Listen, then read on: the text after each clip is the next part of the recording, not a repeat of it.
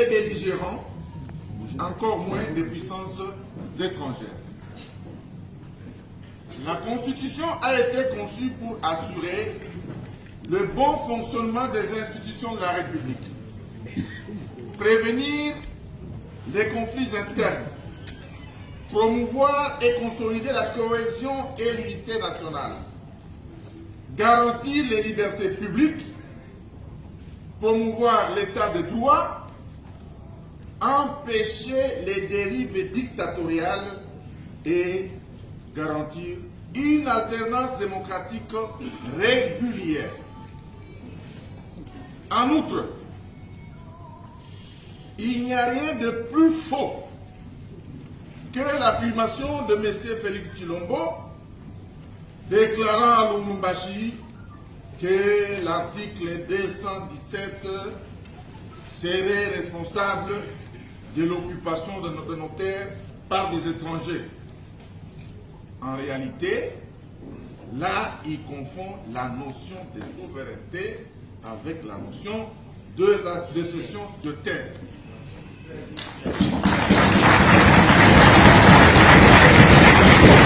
Aujourd'hui, de rappeler que dans notre pays, selon l'article 214, alinéa 2 de la Constitution, aucun millimètre, je dis bien aucun millimètre du territoire national ne peut être cédé à quiconque sans l'accord préalable du peuple congolais consulté par référendum. Voilà. Disposition de la Constitution du 18 février 2006 n'empêche M. Tshisekedi Tshilombo d'améliorer les conditions sociales du peuple congolais.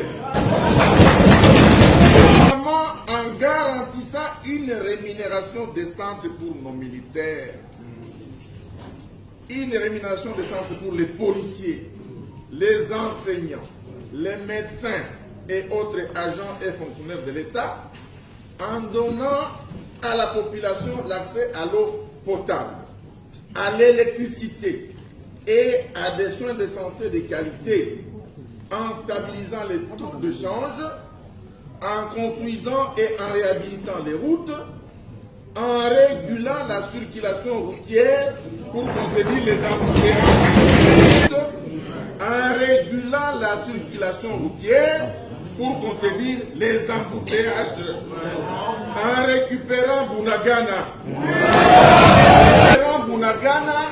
et la centaine d'autres localités occupées par le M23, en mettant fin à la guerre à l'Est, ainsi qu'à l'insécurité généralisée dans le pays.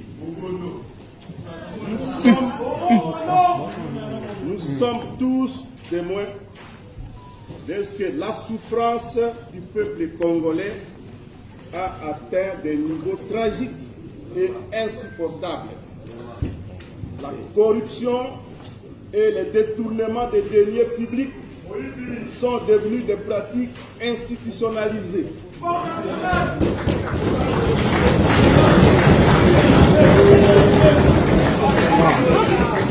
L'espace de liberté s'est gravement rétréci.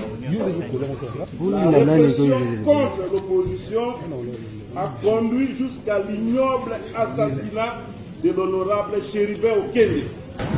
Les droits humains, le tribalisme, le népotisme, les arrestations arbitraires et détentions illégales des opposants, notamment à l'heure actuelle, Seth Kikouni, Jean-Marc Kaboun, Mike Mukebal et bien d'autres, les arrestations arbitraires et détentions illégales également des journalistes et des défenseurs des droits humains sont désormais des faits quotidiens dans ce pays. Le changement de la Constitution voulu par M. Tshisekedi Tshilombo intervient dans un contexte de crise profonde.